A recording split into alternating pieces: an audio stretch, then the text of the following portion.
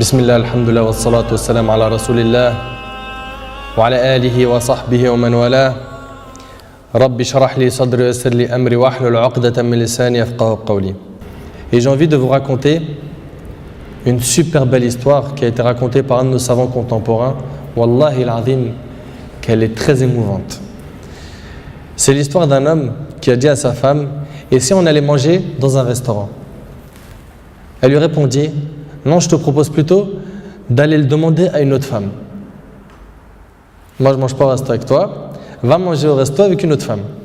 Il s'étonna, il lui dit: je t'invite à manger et tu me dis de sortir avec une autre femme? Mais comment ça? Je ne suis pas de ce genre d'homme. Et quelle femme tu parles? Et de quelle femme tu parles? Elle dit: ta mère. Imagine la scène. Ta mère, je renonce aujourd'hui à ton invitation pour que tu invites ta mère. Ça fait longtemps que tu ne l'as pas invitée à manger ou à se promener, sors donc avec ta maman. Il lui a dit qu'Allah te récompense. Et il a tout de suite appelé sa mère et lui a dit: maman, prépare-toi, je vais venir te chercher en voiture et on ira manger et se promener ensemble. Sa mère ne l'a même pas cru. Sa mère ne l'a pas cru.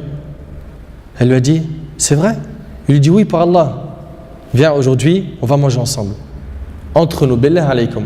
Qui d'entre vous, parmi les frères mariés, a déjà fait ça avec sa mère?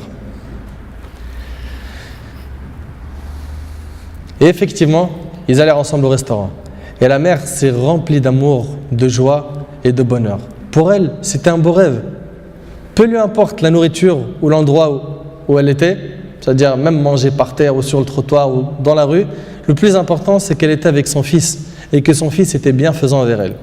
Et qu'il ne l'a pas oublié, qu'il ne l'a pas négligé en s'occupant de sa femme et de ses enfants, et elle passa un jour avec lui qui était l'un des meilleurs jours de sa vie.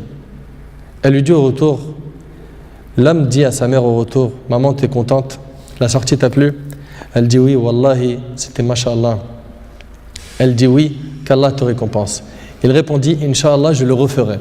Elle dit: non, Inch'Allah, la prochaine fois, l'invitation viendra de moi. Il lui dit: Inch'Allah. Et des semaines et des mois passèrent. Le frère a été occupé, puis sa mère tomba malade et mourra. Qu'Allah lui fasse miséricorde. Son fils était très triste. Et quelques jours plus tard, il reçut une invitation au restaurant pour lui et une autre personne, et cette invitation était déjà payée. Étonné, il se demanda de qui vient cette invitation déjà payée. Il est parti alors avec son épouse au même endroit où il avait mangé avec sa mère, et là une lettre l'attendait de la part de sa mère. Il y avait écrit: mon cher fils, qu'Allah te récompense, je t'avais promis de t'inviter au même endroit pour manger, mais tu étais souvent occupé. Et maintenant je tiens ma promesse et je t'invite avec ta chère épouse, et je t'invite avec ta chère épouse, qu'Allah vous récompense.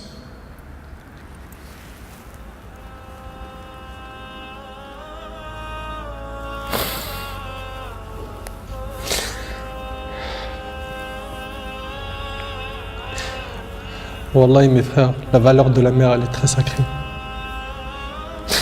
Faut pas la mettre en colère.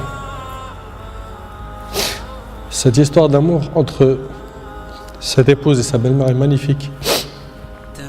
J'espère que nos frères et sœurs vont tirer des leçons de ce genre d'histoire d'amour entre les épouses et les belles-mères et d'essayer de reproduire ce qui s'est reproduit dans cette histoire. C'est qu'après le décès de la mère qu'on connaît sa valeur. Votre mère, si elle a envie, profitez, embrassez-lui ses pieds. Demandez-lui pardon pour les manquements, pour les mauvais comportements. Vous récolterez le succès, Inch'Allah.